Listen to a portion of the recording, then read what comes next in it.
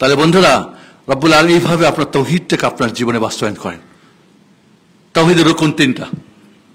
তাওহীদের রুকন কয়টা? তিনটা। তাওহীদকে জানা ফরজ, রুকন মানে ফরজ, আমাদের যেটা আমাদের ভাষায় বিশ্বাস করা ফরজ, মানা ফরজ। আল্লাহর কসম করে বলি, আবু জাহল আবু লাহাবরা তাওহীদকে জানতো, বিশ্বাস করত, মানত না। বর্তমান যুগের তাওহীদি জনতা তাওহীদুল ইসলাম তাওহীদ জানেও না, বিশ্বাস করে না, মানেও না। মরলে তার জানাজা হয়, গোসল হয়, কাফন দাফন হয়, কোরআন খানি হয়, দোয়া হয়, সবই হয়, জান্নাতে ওর এখানে ফেরদাউস পৌঁছে দেওয়া হয়। তার নামের আগে মারহুম লেখা হয়, মাগফুর লেখা হয়। মারহুম মানে জানেন? খবরদার মারহুম মাগফুর বলবেন না। মারহুম মানে দ্বারা প্রাপ্ত। কে বলছে দ্বারা প্রাপ্ত? সুদখোর দ্বারা প্রাপ্ত। আমার দেশে মরে গেলে সব ভালো হয়ে যায়, জিন্দাবস্থায় ভালো মন্দ, কিন্তু মরে গেলে সব মাগফুর আর মারহুম। আজব কাণ্ড। মসজিদ থেকে ঘোষণা দেওয়া হয় মারহুমের জানাজা, মারহুমার জানাজা, মাগফুরের জানাজা। আস্তাগফিরুল্লাহ।